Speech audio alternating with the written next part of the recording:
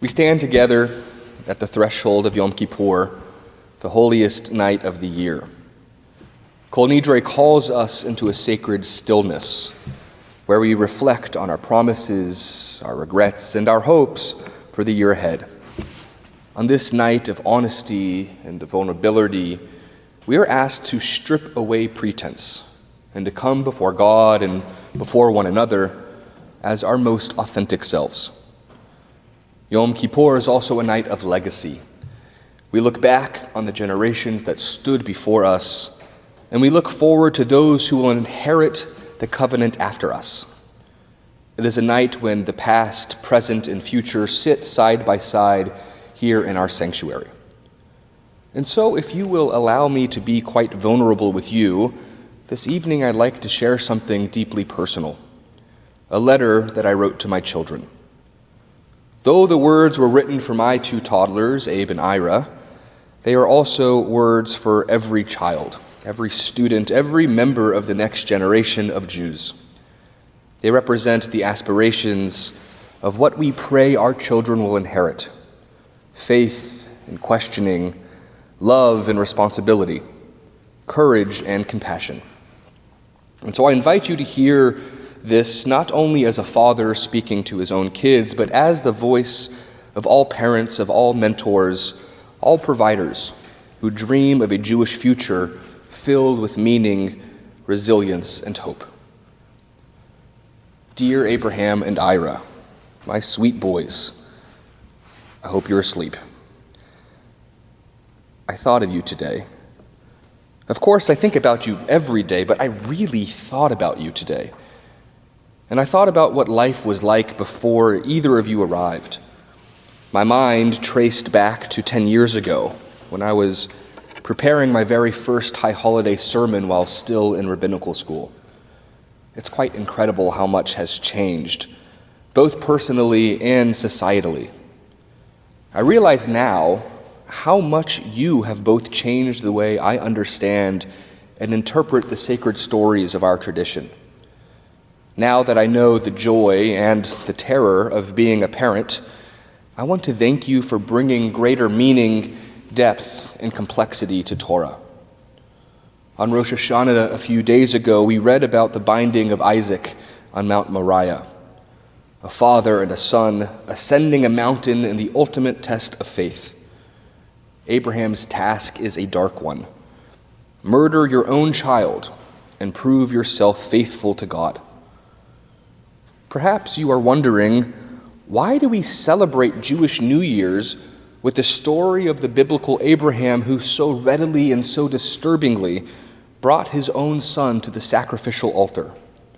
What a deeply upsetting way to enter another cycle of the calendar. Don't be afraid, boys, and don't be too quick to judge our Torah. For generations, we have been teaching our descendants that what our father Abraham did on that mountain will never again be asked of any father, mother, or child. Sometimes the narratives we read in the Torah make us question even the most authoritative powers in the world. That is why we always encourage questions. Is this the way we want to attain faithfulness? Is this the God we want to put our trust in? And I hope on the day that you are both old enough to read this letter, we can have a discussion about Abraham's act of conviction. And you will ask, is it truly moral to kill someone if God has commanded you? And what would have happened if the angel did not stop him in time? And we can speak about life and death and belief and violence, grace, ethics, and morality. And you might ask, is the Torah even about morality? Or is it something bigger than that? And I will smile, because I too am still trying to figure that out. You know, in our quest for morality, we can take another lesson from our tradition. Musar teaches us that we should look for the good in every person, that we should look to shake the hand of the one who raises their hand to strike us. Can you imagine Isaac giving his father a hug with the would-be murder weapon still in hand. I don't know about you, but that just seems too challenging for me. Perhaps there is a middle path. The great rabbinic sage Maimonides claims that the way of the person of wisdom is by seeking the median between two extremes.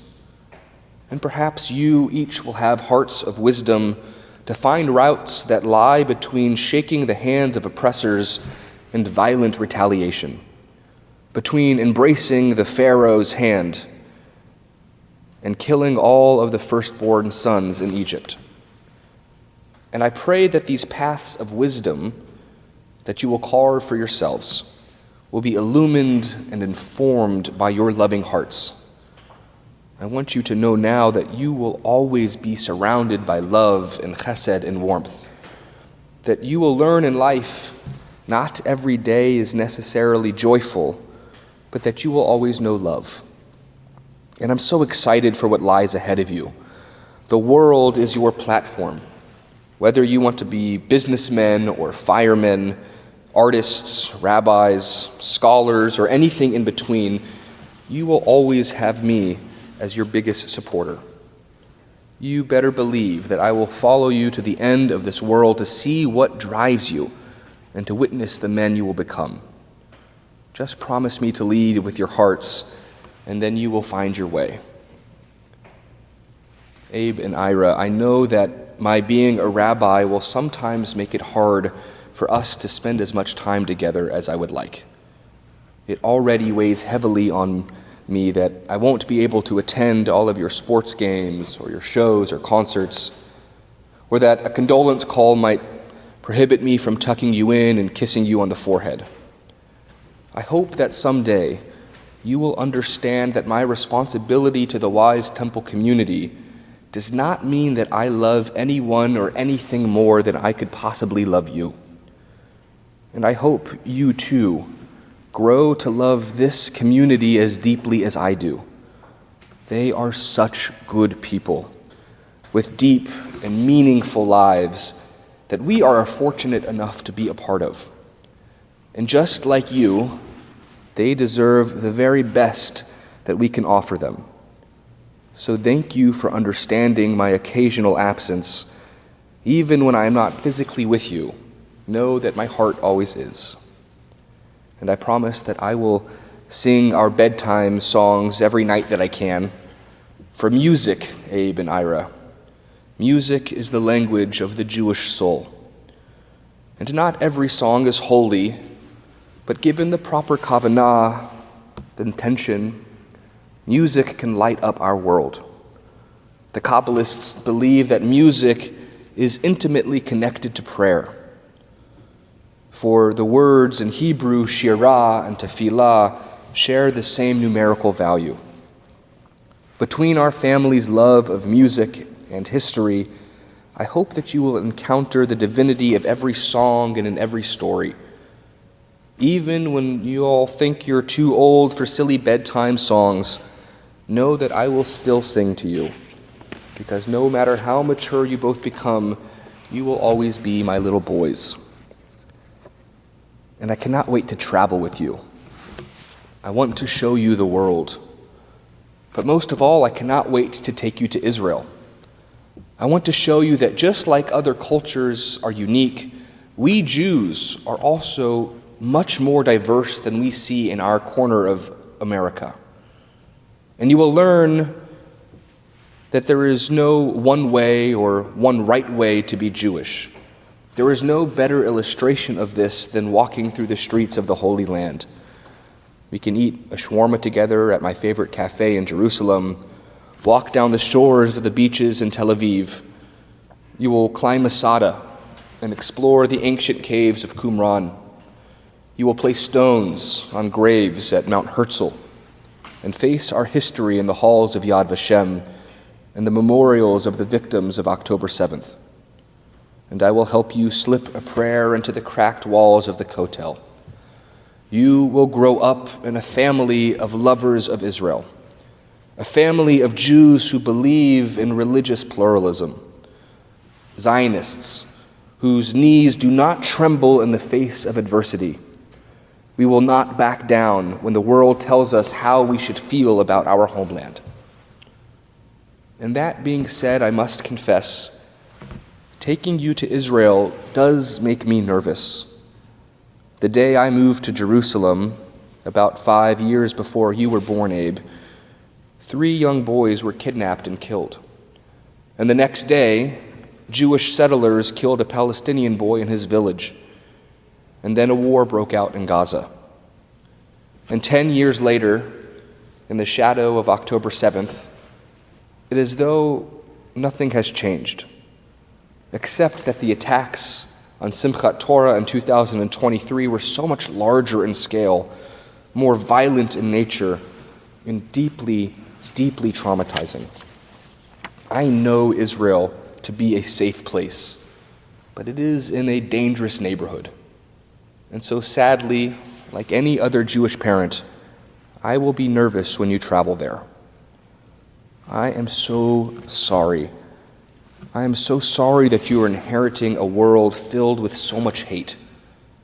For centuries, your people have prayed for peace. Over the last few years, it seems that peace was all we prayed for. And unfortunately, our prayers alone do not act as agents of change. Life is about balance, and your brothers and sisters in Israel know this well. Please always remember that you do not have to agree with every Israeli policy to love your Jewish homeland. I know you are both technically Canadians, so trust your American father on this one. Governments and politicians change. You may not always be proud of the direction your country is taking, but the pain you feel when things seem broken stems from a deep love and a deep loyalty. So even when the situation seems dark, do not turn away. Israel and the people of Israel are very much alive, and they need you to be part of that story. And yet our world is so broken. I'm so sorry, Abe and Ira. I'm sorry that you were born into a people who have served as the world's scapegoat. I so badly wanted you to inherit a world void of hatred. But it seems, my boys, that you too must use your voice to speak out against injustice and anti-Semitism. Your names are Abe and Ira. You are Rabbi's kids. There is no hiding your identity. People may call you names. People may blame you for their problems. People may try to disgrace you because you wear a Jewish star around your neck and light candles on Friday nights. And this is a disgusting reality which we must face. And I know I ask too much of you, but I need you to be strong. I need you to stay strong. And I promise that if you be strong for me, and I will be strong for you. Never hide your identity for fear of what people might think or say. Never take off those golden Magen Davids that I bought for you each in Jerusalem because your so-called friends said something ignorant. Never be ashamed of who you are or where you come from or the tenets of your faith. Perhaps you will have the strength to overlook hatred and find the good in every person. Be strong and use your voices. Speak up for the Jewish people, now and in every generation. Speak up for your neighbors who experience racial discrimination. Speak up for any person who faces bigotry because of who they love or how they identify. Use your voice for the widow and the orphan and the stranger, and use your voice to effect change. And in doing this, may you always be humble and lead from a place of compassion and love. Be forceful when you must, and gentle when you can. May you learn when to speak up and when to listen. And above all else, above any earthly power or authority, you shall know before whom you truly stand. There is a teaching of a wise Rabbi Simcha Bunim, who always carried 2 stones in his pockets. On one it read, For my sake alone was the world created, and on the other stone I am but dust and ashes. Neither is absolute or right, neither is wrong. Your task as a citizen of the world and as members of the Jewish people is to find a balance between these. For you alone was the world created. Yes, Abe and Ira, the world is yours to encounter. And yet we are nothing but dust and ashes. Do not even for a second believe that you are superior to your fellow human being. We all come from the same Creator, and we will all return to that same Creator. The task of life, therefore, is to walk with both stones in your pockets at all times, to live with dignity and purpose, never forgetting that you are a reflection of the divine, and yet to live with humility, never forgetting that all people carry that same spark, to dream boldly as though the world itself was made for you, and to serve gently as though you are but dust passing through this world, to hold greatness and smallness in the same hand. That is the sacred balance of being a human, and that is the work of the Jewish soul. So no matter what you do in this life or who each of you will become, know that I will always love you with all of my heart.